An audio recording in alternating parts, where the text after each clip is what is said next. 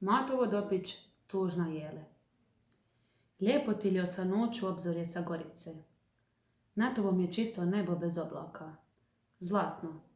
Rudo na istoku gasi se i plavi pomalo kako odmiče put visine. Na srijedi razljeva su modro, koji opeta na zapad slazeći i tamni. Tamni pri dnu, gdje s morom grli se. Sinje ostaje s rubom crvenkastijem. Pod tobom je Jadransko more. Od istoka preko juga do zapada kraja mu ne dosiđeš. A na jutarnjoj tišini val za valom tiho gibajući, krasno odsjevati svu nebesku boju. Od sjevera do istoka brda ustavljuju ti pogled, ali pobrđom sela, namještena, čarobni izgledaju kroz lažnu maglu od sunca još nerastrgnutu.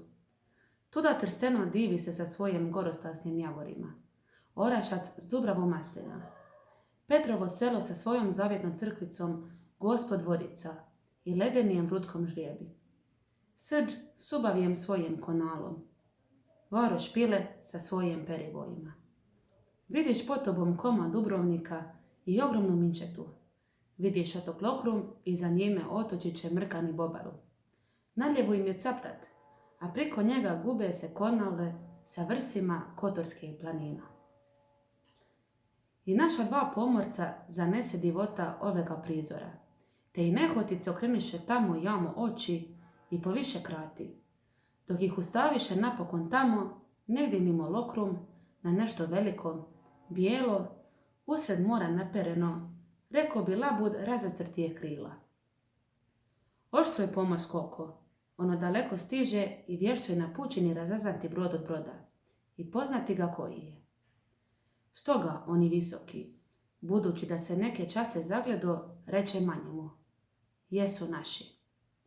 Pulaku, koju izgledaše i koja već s punijem jedrima približaše se ka gradu, bijaše hvaljeni brod stare gruške kuće Vilenika. Svršivši svoje 4-godišnje putovanje, vraćao se sretni brod k domaćoj luci. Ono što se reče rušan i krušan, da zimuje i ponapravi se. Oni visoki, koji ga izgleda, vice je Vilenik, stari kapetan, koji pridavši sinovima zapovjed broda, zamjenjivaše se s domaćim pokojem pomorska stradanja. Oni manji bijaše nostromo krile, vješti moru negoli suhu, kojem od Kalikuta do Brzilja bijaše kao inijem od Tangaroka do Marsilje. Sunce je pomolilo iza Žarkovice i zrakom sjajnijem, udarajući u jedra Pulaki, pozlati ih.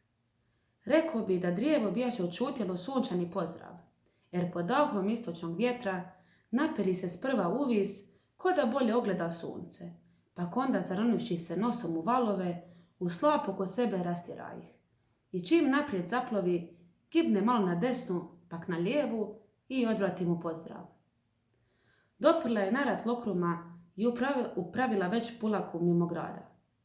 Glavni stijeg vije se na krmi. Sve 3 katarge nose na vrhuncu razvite različite stjegove. Okitila se, uresila se, neka bi ljep šta na dom prispjela. Eto je već prema gradu. Neviđenom rukom donja velika jedra na jedan mah sakupljaju se. Pak kroz bok žicne plam, za plamom oblak dima, a za dimom jekne top. A kopno mu odjekne. Jedan pukne, drugi do 7, bijaše pozdrav Dubrovniku. Stari pozdrav, mili pozdrav ondašnjih vremena, koji napunjuje veseljem srca starijih Dubrovčana, koji je suze radosti otisnivo niz obraz majkama i zaručnicama, koji podigo bi malo i veliko da trči napile, gledati putnika gdje sretno kroz morske pogube zdravi vraća se zagrliti svoje. Onda robilnost na moru plovila je, pak se u Dubrovnik slijevala i glasila se u svom dolasku. A danas lakoma ruka brodarske gospodara i nemarnost mladih kapetana zanemarila je ovi veseli pozdrav. Gluho odlazi drijevo sa domaćeg žala, a još glušije dolazi.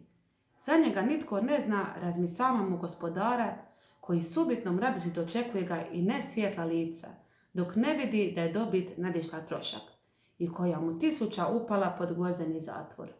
Oj, lakoma nevoljo, niđe te ne bilo. Pulaka dojedri prema Gospod milosrđa i tu opeta su 5 žestokih hitaca pozdravi Božju majku i svoga parca svetoga Vlaha na Gorici. Pa onda, razapinjući sakupljena jedra, upravi veselo pod gruške žala. Mato Vodopić, Tužna jele.